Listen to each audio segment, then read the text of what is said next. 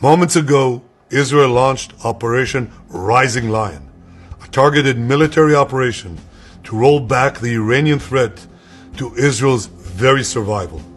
This operation will continue for as many days as it takes to remove this threat.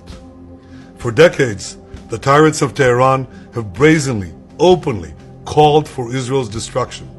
They've backed up their genocidal rhetoric with a program to develop nuclear weapons.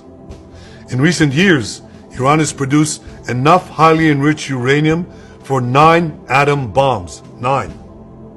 In recent months, Iran has taken steps that it has never taken before, steps to weaponize this enriched uranium.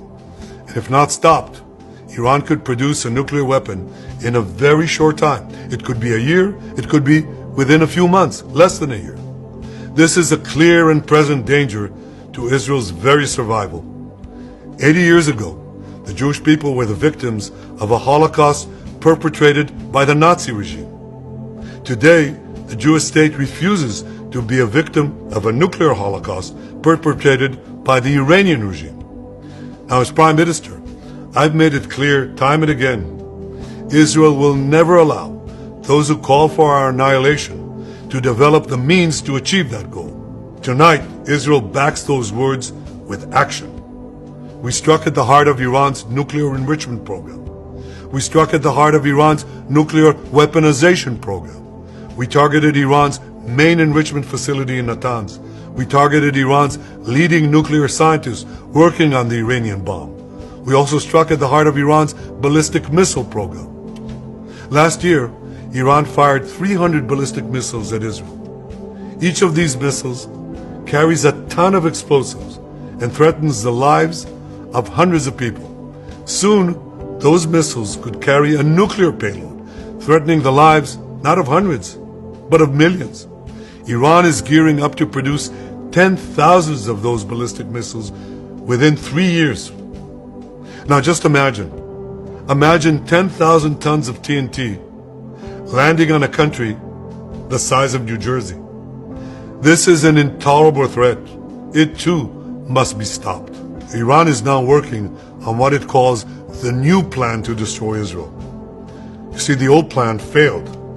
Iran and its proxies tried to encircle Israel with a ring of fire and to attack us with the horrible attack of October 7th. But the people of Israel, the soldiers of Israel, rose like lions to defend our country. We crushed Hamas, we devastated Hezbollah, we hit Iranian proxies in Syria and Yemen. And when Iran directly attacked us twice last year, we struck back inside Iran itself.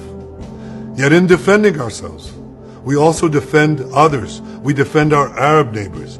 They too have suffered from Iran's campaign of chaos and carnage. Our actions against Iran's proxy Hezbollah led to the establishment of a new government in Lebanon and the collapse of Assad's murderous regime in Syria. The peoples of those two countries now have a chance for a different future, a better future. So too do the brave people of Iran, and I have a message for them. I believe that the day of your liberation is near, and when that happens, the great friendship between our two ancient peoples will flourish once again. I want to assure the civilized world, we will not let the world's most dangerous regime get the world's most dangerous weapons. And Iran plans to give those weapons, nuclear weapons, to its terrorist proxies. That would make the nightmare of nuclear terrorism all too real. The increasing range of Iran's ballistic missiles would bring that nuclear nightmare to the cities of Europe and eventually to America. Remember, Iran calls Israel the small Satan. It calls America the great Satan. And this is why for decades, it's led millions in the chants of death to Israel and death to America. Today, Israel is responding to those genocidal calls with action and with a call of our own. Long live Israel and long live America. Our action will help make the world a much safer place. I want to thank President Trump for his leadership in confronting Iran's nuclear weapons program. He has made clear time and again that Iran cannot have a nuclear enrichment program.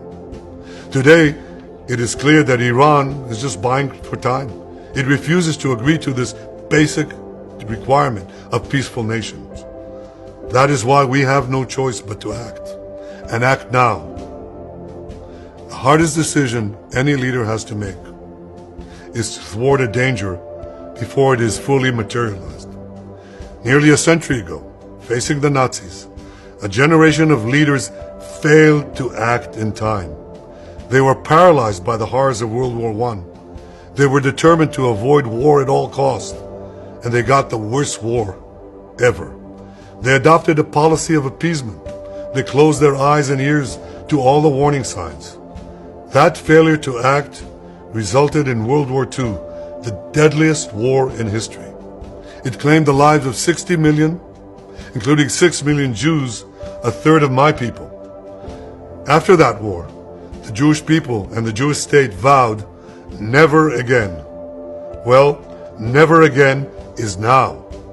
Today, Israel has shown that we have learned the lessons of history. When enemies vow to destroy you, believe them. When enemies build weapons of mass death, stop them. As the Bible teaches us, when someone comes to kill you, rise and act first. This is exactly what Israel has done today.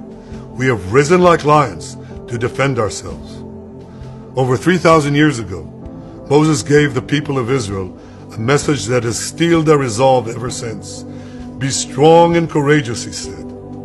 Today, our strong and courageous soldiers and people stand together to defend ourselves against those who seek our destruction. And by defending ourselves, we defend many others, and we roll back a murderous tyranny. Generations from now, history will record that our generation stood its ground, acted in time, and secured our common future. May God bless Israel. May God bless the forces of civilization everywhere. Thank you.